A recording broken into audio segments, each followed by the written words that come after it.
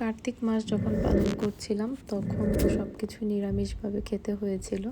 আর পুরো প্রায় ১.৫ মাসের মতো নিরামিষ ছিল। তো এখন যেহেতু পুরো ১.৫ মাস নিরামিষ খাবো, তো এই ১.৫ মাস নিরামিষের মাঝে সব আইটেমই নিরামিষ খেতে হবে। তো এটা যখন মাথাতে ঢুকে গেছে, তা এখন মাঝে মাঝে যেটা খেতে ইচ্ছা করতো এটা ওইটা, তখন সবগুলো নিরামিষভাবে ট্রাই করতাম। তো সেই রকমই একদিন চিজ পাস্তার কথা মনে হচ্ছিলো, পাস্তা খাওয়ার কথা মনে হচ্ছিলো।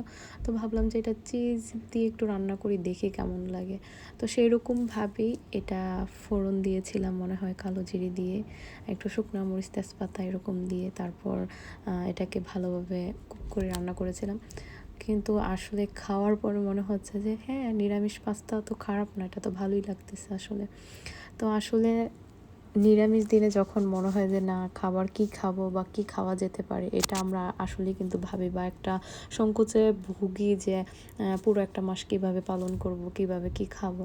কিন্তু আসলে যখন পালন করা হয় আর যখন রান্না করা হয়, তখন কিন্তু অটোমেটিকলি অনেক সুন্দর সুন্দর রান্নার রেসিপি আসলে মাথায় চলে আসে। তো এই নিরামিষ মাসে নিরামিষভাবে আসলে খুব ভালো একটা সময় পার করেছিলাম।